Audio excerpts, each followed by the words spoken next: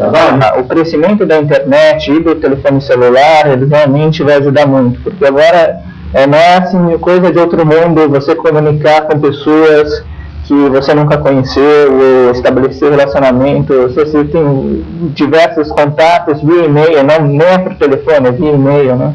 Então, esse tipo de coisa faz com que as pessoas se acostumem com a ideia de usar tecnologia de informação e comunicação para contatos comerciais, não só com pessoas de outras empresas, como também com pessoas da sua própria empresa. Aproveita e fala um pouquinho da Sobrate. A Sobrate é uma sociedade brasileira do teletrabalho e das teleatividades.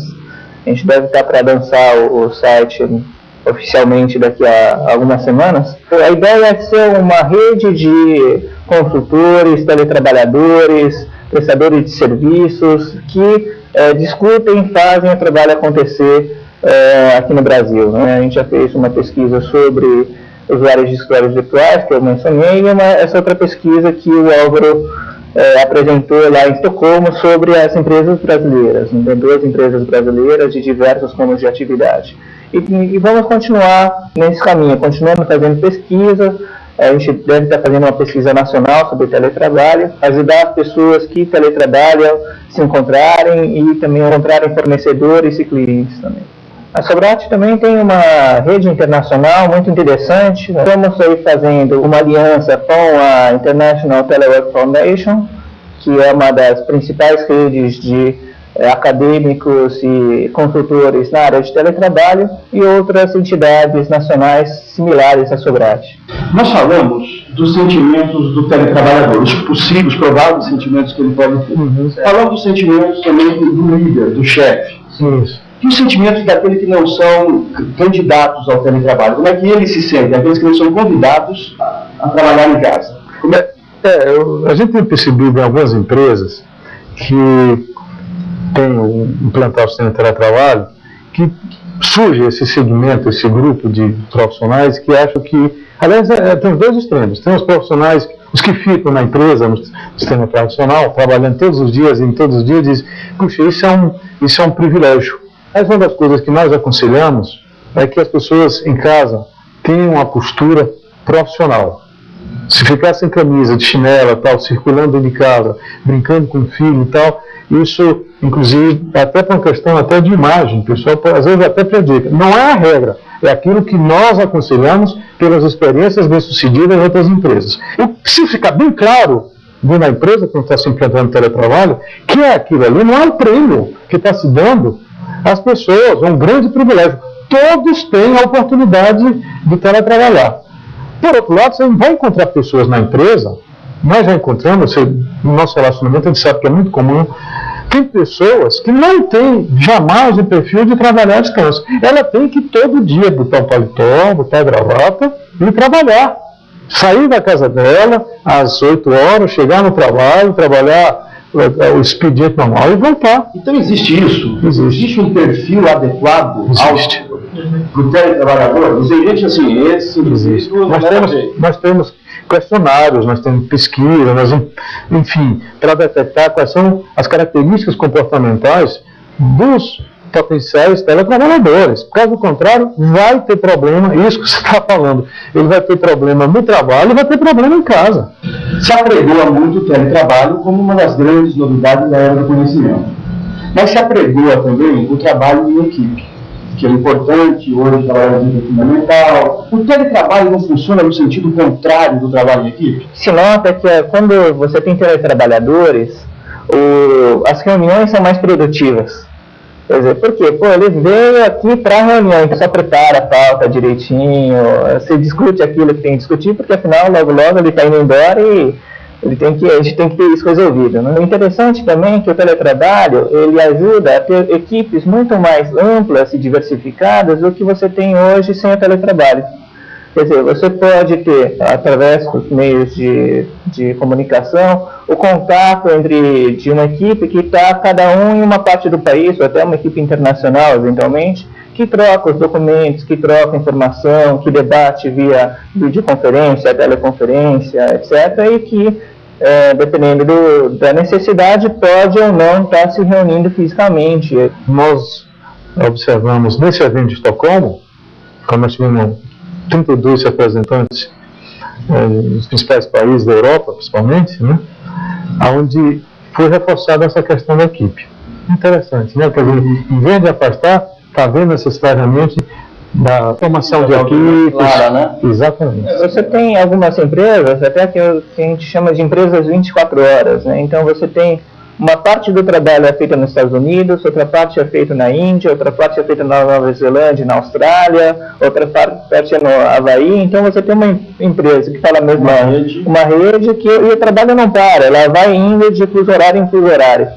Né? Quer dizer, isso também tem implicações sobre legislação internacional, comércio e taxas. O teletrabalho é limitado às grandes empresas ou você já conhece iniciativas de pequenas empresas que já adotam? Como é que é isso? Nós temos, por exemplo, aqui em São Paulo, pequenas empresas de consultoria, de auditoria, pessoal que trabalha à distância realmente, não necessariamente só em casa, mas trabalha à distância, desde que ele tenha o seu laptop. Aí entra o escritório virtual e o centro de negócio que você mencionou logo no início, né? O que é o centro de negócio ou escritório virtual? Aí depende um pouquinho do marketing de cada empresa, né? É você ter, no fundo, é terceirizar a área administrativa para uma empresa especializada. Você tem aí alguns centros de negócios que estão na Associação Nacional de Centros de Negócios, eles têm uma secretária e tem várias salas que você pode alugar. Então você pode ter uma sala fixa ou simplesmente, às vezes, ir lá e utilizar só a sala de reunião. Para o cliente, tanto faz se ele está num escritório na Paulista ou está na casa dele.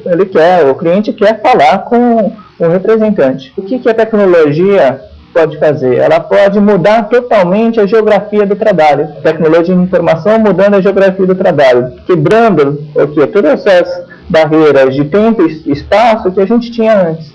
Então não é mais necessariamente no escritório tradicional e pode ser em qualquer lugar e em qualquer horário. Surge muita discussão quem não é teletrabalhador. Nós temos na realidade dois grandes grupos, e esses dois grandes grupos têm as suas variáveis. O grande grupo, o teletrabalhador, do estrito senso mesmo, é aquele que tem vínculo empregatício com a empresa, direitos e obrigações. Mas você tem também o teletrabalhador autônomo. Ele não tem vínculo empregatício, mas ele presta. Não estamos numa sociedade de conhecimento, não estamos numa sociedade de informação, numa sociedade de prestadores de serviços. Bom, então também nós temos essa categoria. Tem uma grande quantidade de profissionais que eles não querem vínculo empregatício, eles querem prestar serviço à empresa, eles são controlados pelos resultados. Isso. E isso é que interessa para a empresa e para a satisfação dele. Eu queria, daqui a pouco, depois do nosso intervalo, explorar mais as vantagens e os riscos da mistura de vida profissional com vida familiar. Nós vamos falar disso depois do nosso intervalo. Então nós voltamos daqui a pouco.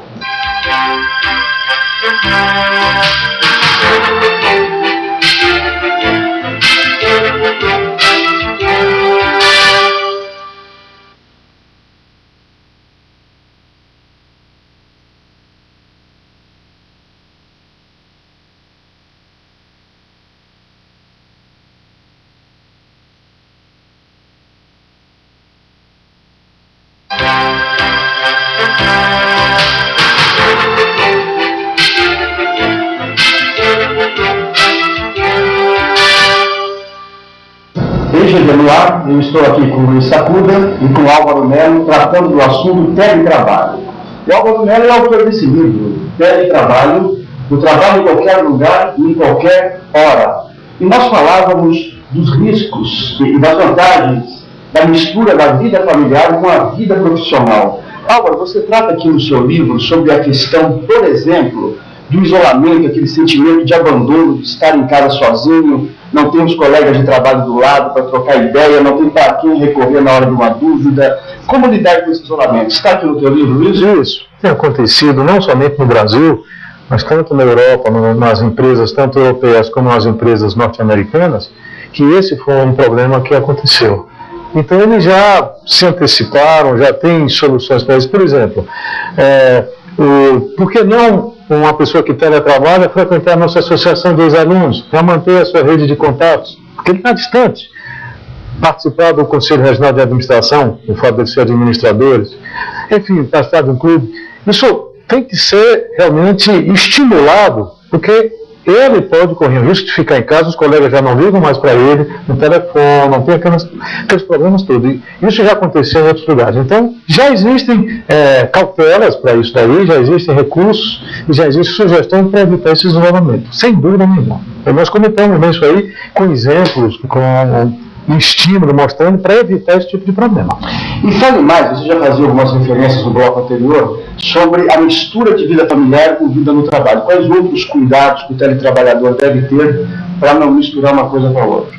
Telefone, se possível, sem contato com a convivência, um telefone só para o trabalho dele. Ter a sala dele, ter o local dele, a família saber que ali ele não está fazendo um bico, então tudo isso é uma questão de disciplina. Hoje, a nossa casa também é um local de trabalho. Esse tipo de coisa realmente tem que ser pactuado dentro da família, de olha, as regras são essas, então vamos trabalhar direitinho dentro de casa para a gente não brigar, né?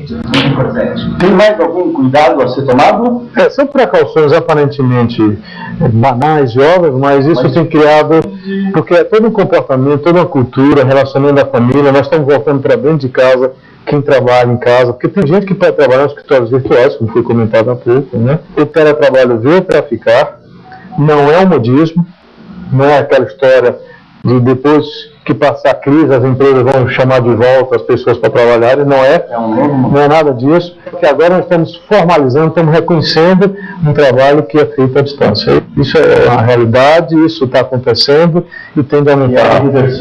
Eu tive o prazer, a satisfação de receber aqui o Luiz Sacuda e o Álvaro Melo para tratar do assunto teletrabalho no EIGV do ar. Agradecemos a atenção de vocês e até o próximo programa. E na próxima edição você vai acompanhar o tema Internet no Mundo dos Negócios. Se você tem perguntas, utilize o nosso e-mail egv@egv.com.br. A gente se vê na próxima semana. Até lá!